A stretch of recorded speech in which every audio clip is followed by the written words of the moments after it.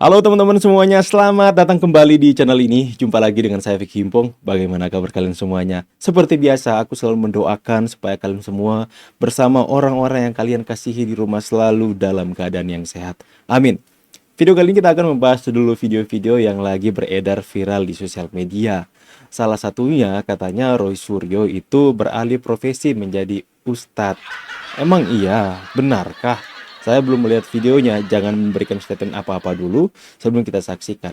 Baik dong, kalau misalnya Roy Suryo itu berkhotbah, ya, menyampaikan sesuatu hal yang baik tentang agama di depan mimbar seperti itu, baik dong. Perbuatan itu baik kan, asal jangan di mimbar itu pakai untuk menyampaikan provokasi atau menyampaikan hal-hal yang berkaitan dengan politik. Itu aku kurang setuju, teman-teman.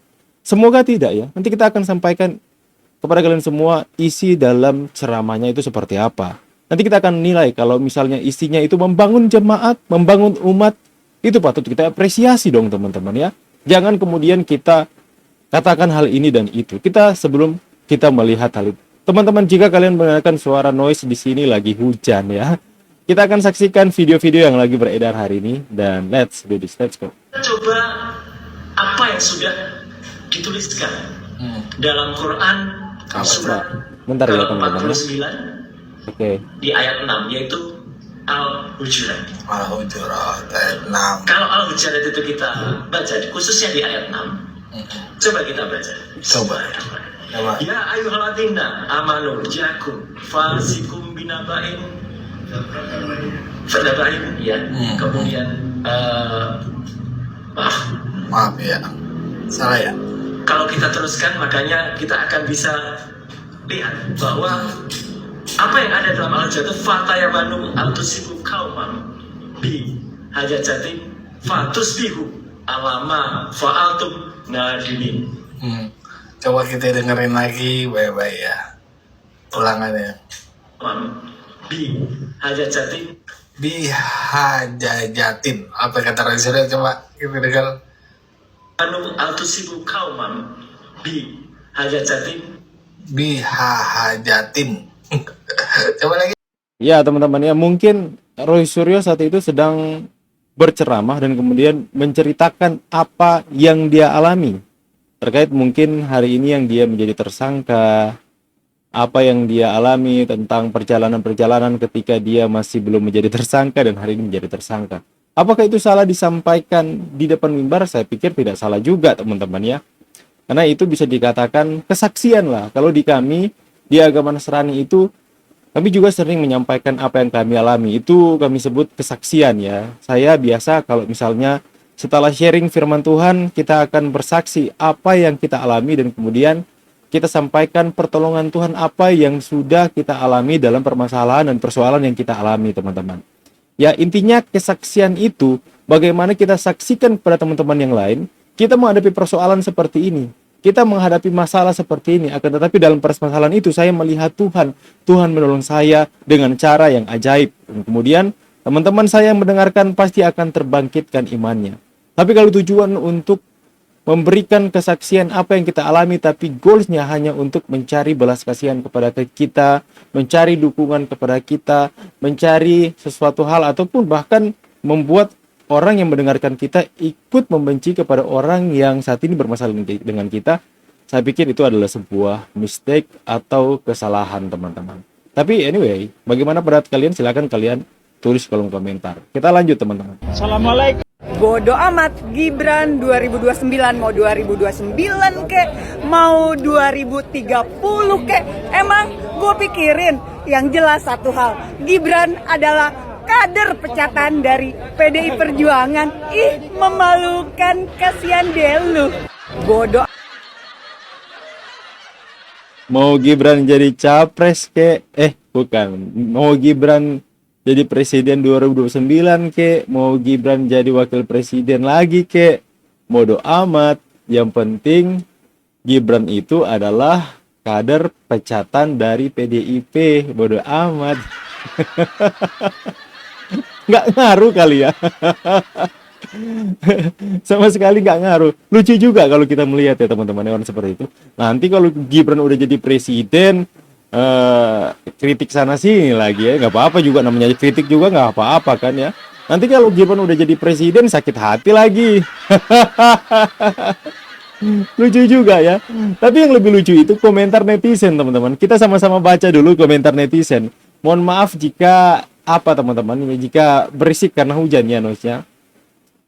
PDI ini kata-kata netizen, bukan kata saya ya teman-teman ya. Dari pendaki mimpi, PDI tanpa keluarga Pak Jokowi bisa apa?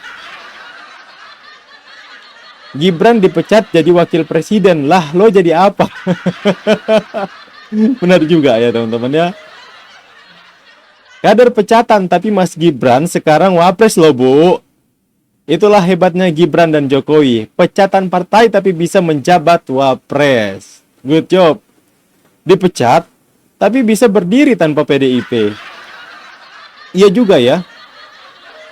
Gibran sama Jokowi dipecat PDIP bukan hancur karirnya, bahkan malah lebih melejit karirnya. Ya. Itu berarti kita berada di tempat yang tepat ya. Istilahnya seperti ini teman-teman. Kita berada dalam pergaulan yang salah. Dalam pergaulan yang salah ini itu kita yang dulunya nggak tahu merokok, tiba-tiba kita tahu merokok, tiba-tiba kita jadi peminum minuman keras. Keluarlah dari perkumpulan itu, keluarlah dari pergaulan yang salah itu. Maka kita akan berubah dan carilah circle atau pergaulan yang lebih baik, karena pergaulan yang buruk merusakkan kebiasaan yang baik, teman-teman. Coba kalian ingat kata-kata ini ya. Pergaulan yang buruk merusakkan kebiasaan yang baik. Dan ketika saya tidak mengatakan bahwa ada di kubu PDIP itu adalah pergaulan yang buruk, tidak teman-teman ya.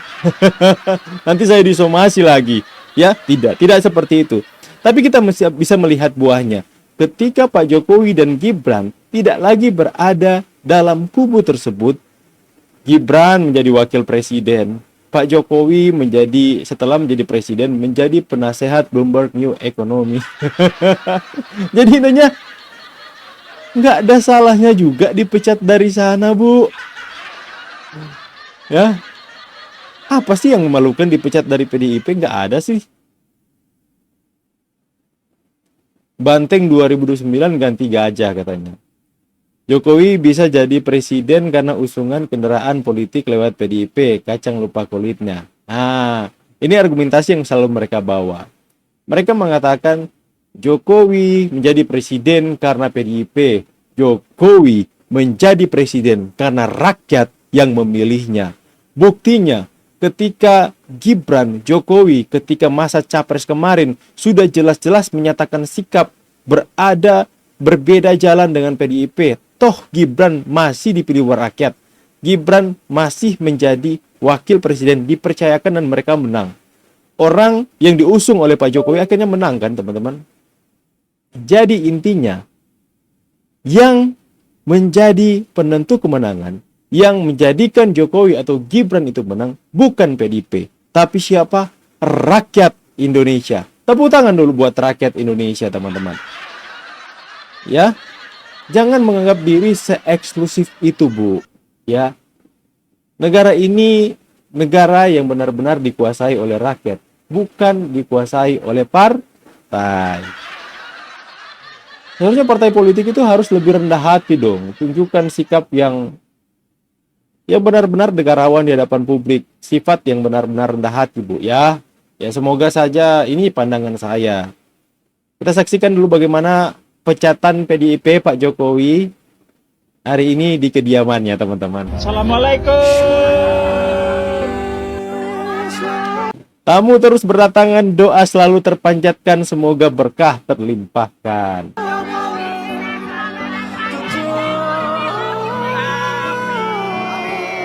Oh.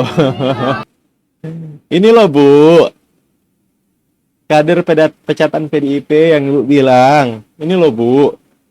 Ya, apakah ketika dipecat PDIP Pak Jokowi karirnya hancur? Tidak ada mantan presiden Republik Indonesia yang kediamannya hari ini menjadi tempat wisata masyarakat. Nah, masyarakat ingin membalas budi kepada seorang Joko Widodo. pengen rasanya untuk bertemu dengan Pak Jokowi ketika dia masih menjadi presiden. Akan tetapi dengan adanya protokol yang begitu ketat dan Pak Jokowi begitu sibuk berkunjung satu daerah ke daerah selanjutnya, maka rakyat Indonesia berinisiatif. Ketika Pak Jokowi sudah tidak menjadi presiden lagi, menjadi rakyat biasa, saya akan pergi ke kediaman Pak Jokowi untuk bersilaturahmi ke sana, mendoakan beliau dan mengatakan terima kasih Pak Jokowi untuk pengabdianmu atas bangsa ini. Terima kasih sudah membangun fondasi yang baik untuk bangsa ini. Itu buktinya. Saya sendiri tanpa dibiayai, membiayai diri sendiri, mendapatkan pertolongan dari teman-teman subscriber. Akhirnya tahun yang lalu bisa berkunjung bersilaturahmi ke rumah Pak Jokowi. Saya berharap tahun ini juga bisa ketemu dengan Pak Jokowi lagi. Hujan semakin keras teman-teman ya. Semoga video ini bisa memberikan manfaat kepada kalian semua. Nggak apa-apa dibilang pecatan PDIP, tapi Pak Jokowi dan Gibran semakin dimuliakan Tuhan. Sebenarnya saya pengen bahas konten ini lebih lama, tapi sudah sangat mengganggu hujan yang ada di tempat saya. Saya pamit dulu, see you on the next video and God bless you.